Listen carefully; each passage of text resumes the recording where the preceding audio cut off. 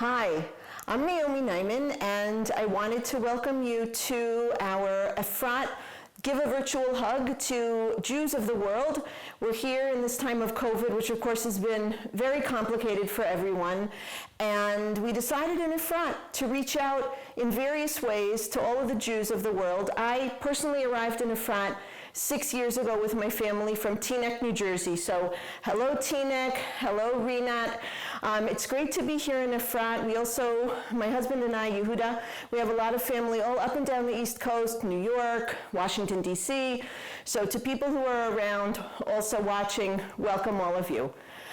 I am a child and adolescent psychiatrist, and I was asked to speak today on the subject of Shavuot, and I chose to speak about characters in the story of Megillat Ruth. Just to be clear, here in Efrat, we live right in the space where Megillat Ruth happened, and so that was how we all came to talk about Shavuot. Okay, so just to start, the book of Ruth is rich in its description of the character's emotions.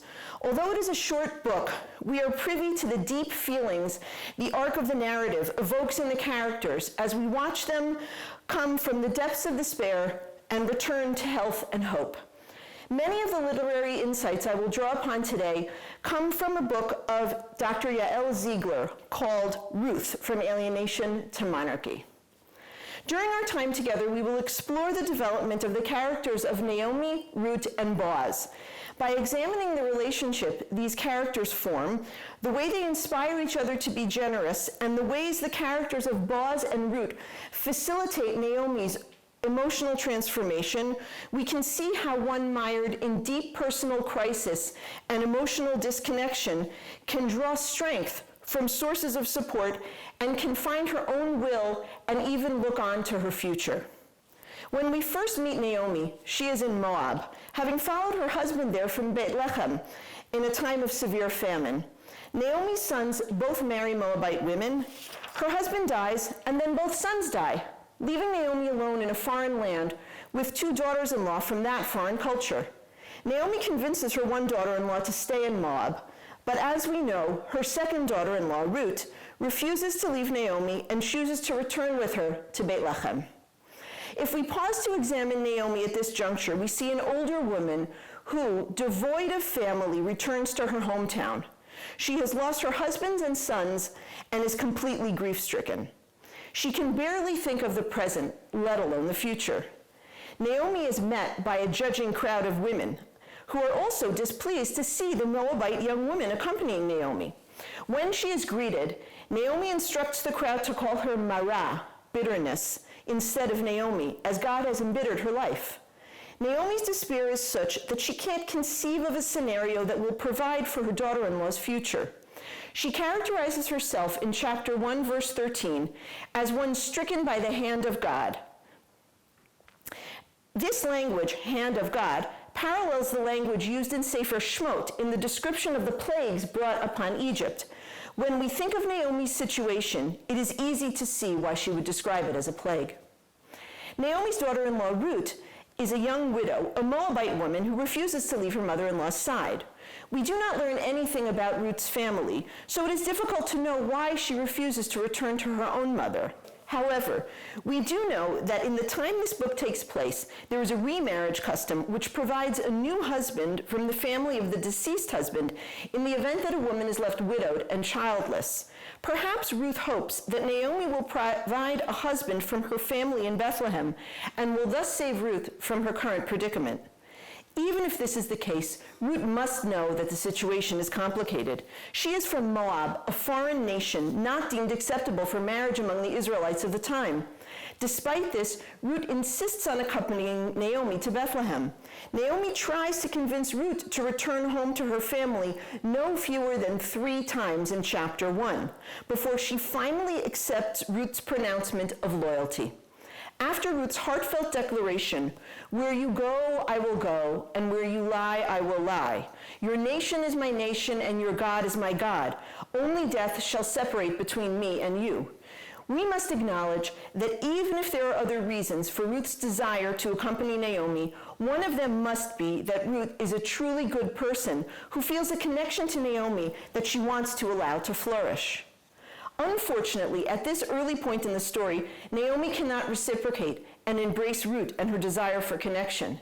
Near the end of chapter 1, Naomi and Ruth walk back to Bethlehem. The phrase, "the two of them walked," in chapter 1, verse 19, reminds us of the walk Abraham and Yitzchak took to the scene of the Akedah. However, there is a crucial difference. Abraham and Yitzchak are depicted as walking together, while Naomi and Ruth just walk. In her depressed and bereft state, Naomi cannot be together with Ruth, and perhaps she cannot be together with anyone. Upon their arrival in Bethlehem, Ruth and Naomi's initial concern is obtaining food.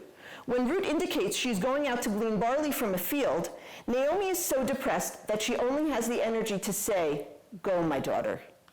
Ruth is informed that Naomi has a relative, Boaz, who is a wealthy landowner. Ruth then goes out to Boaz's fields. Let's look at what we've learned so far. Naomi is a woman whose burden is too great to bear. Although she cannot truly connect with Ruth at this juncture, Ruth herself, through her generosity of spirit, reaches out to Naomi. We see Ruth's loyalty and her willingness to extend herself in order to assure Naomi's safety and sustenance. Turning our attention to Boaz, we first encounter him in his field, where he meets Ruth. Unlike Naomi, who left Bethlehem and returned, and Ruth, who is a foreigner coming to Bethlehem for the first time, Boaz is a prosperous landowner, part of the establishment of Bethlehem society, and a community leader. Despite his power, he maintains his moral compass, is compassionate, and sees individuals for who they are. When Boaz arrives at his fields, he immediately asks questions to ascertain Ruth's identity. In chapter 2, verse 9, once he knows she is Naomi's daughter-in-law, the first thing Boaz does is to assure Ruth that her safety is his top priority. He encourages her to come to his field every day because he has formed his reapers not to touch her. In verse 10, Ruth expresses gratitude for Boaz's care and indicates her surprise at being treated so well. She had expected to be treated poorly because of her status as a foreigner. Boaz responds in verse 11 that he has been informed of Ruth's loyalty to her mother-in-law and her willingness to leave her country and her family to come to a new land. The man who himself acts with loving kindness identifies this trait in Ruth from the very beginning of their relationship. We see more proof of Boaz's generosity and compassion when he invites Ruth to eat lunch with his workers and to drink from their water. Later in the chapter, we hear Boaz tell his workers to leave plenty of grain for her to glean, and he admonishes them not to shame her.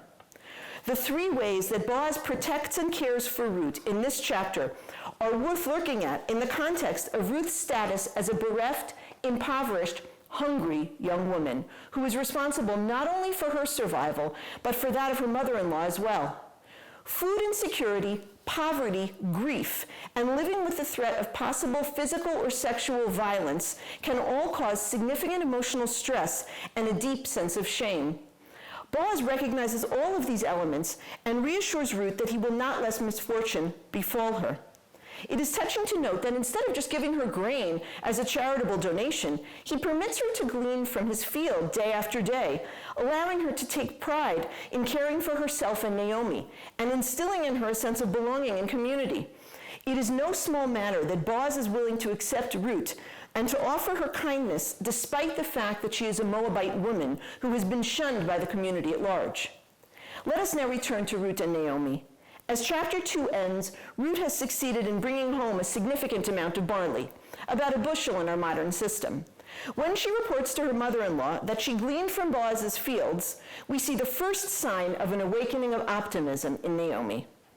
Ruth's return from the field with the news that she has established a connection with a relative who is committed to providing a stable supply of food signals a shift in the focus of the story.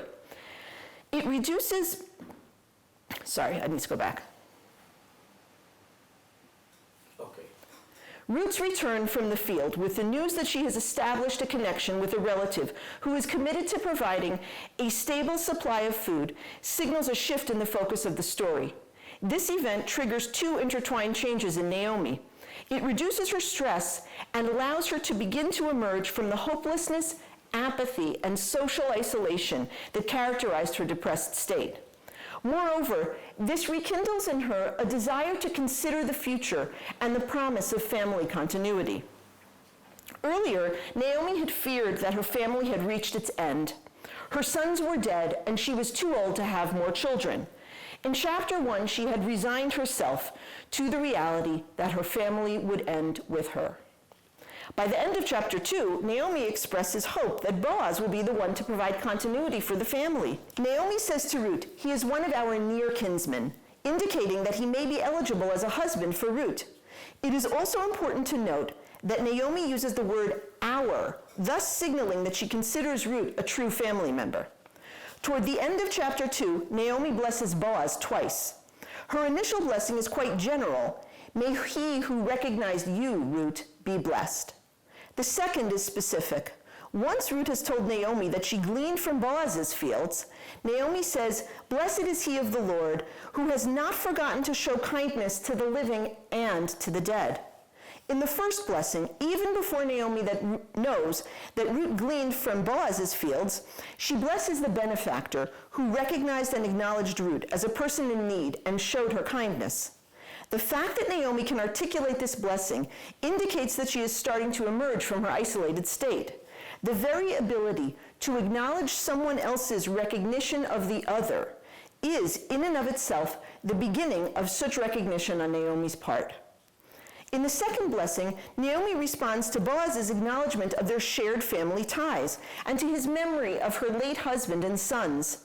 When Boaz says to Ruth, "It has fully been told to me all that you have done for your mother-in-law since the death of your husband, and how you left your mother and father and the land of your birth, and have come to a people that you did not know before," he inspires hope in Naomi that she and her family have not and will not be forgotten. In returning to Bethlehem from Moab, we can assume that Naomi has given up on the possibility of visiting the graves of her husband and sons. She also may fear that once she dies, they will all be forgotten. Boaz's statement to Ruth lightens Naomi's burden, as she now is assured that she is no longer the sole carrier of the memory of her deceased family.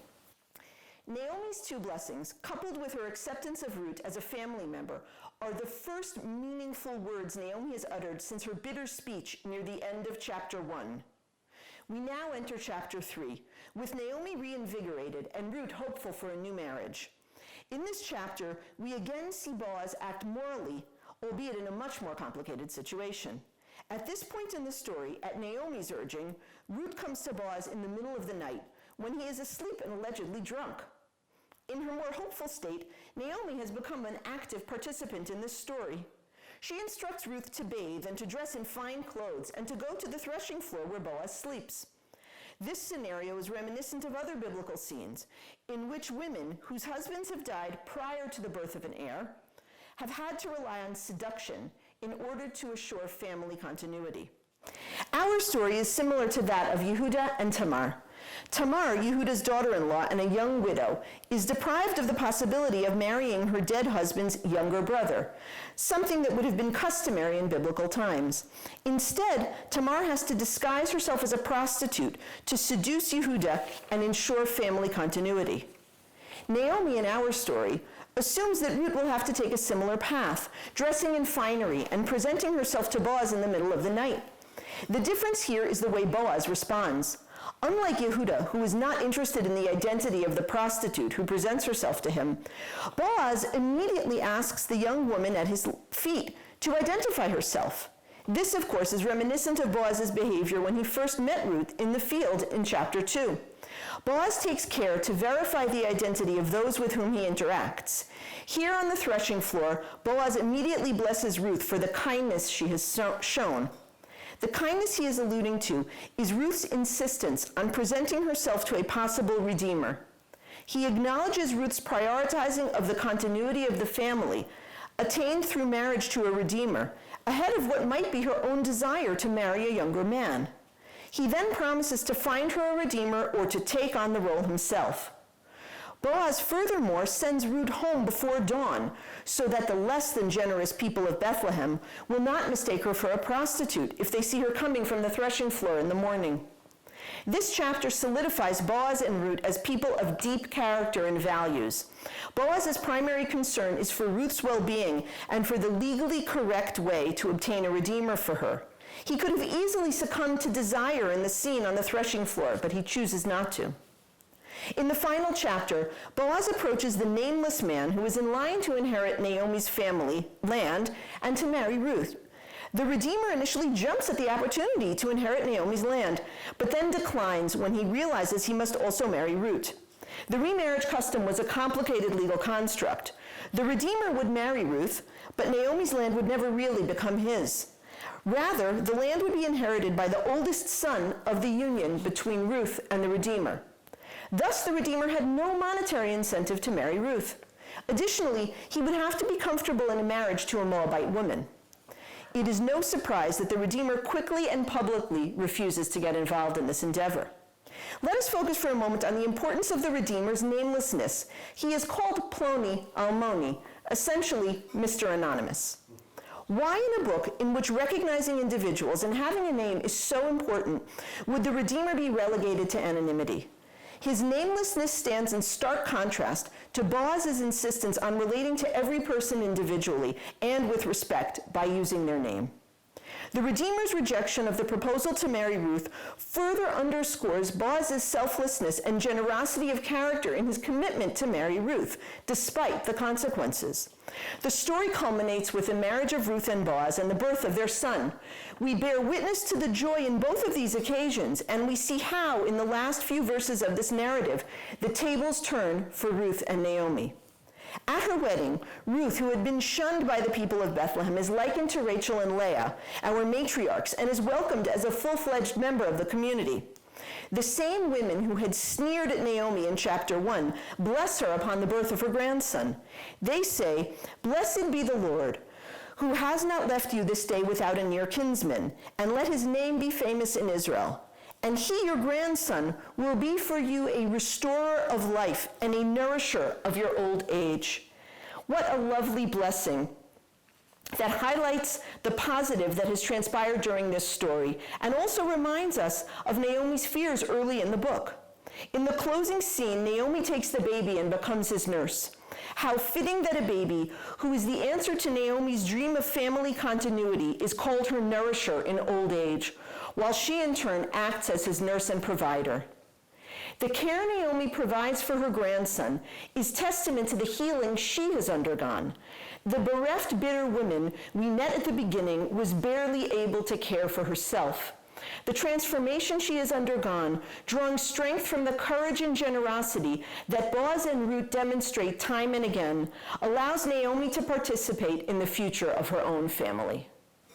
I hope that we will all be able to draw inspiration and hope from this beautiful story, and I want to welcome all of you to come here to Efrat, where we are right next to Beit Lechem, and wish you a Chag Shavuot Sameach.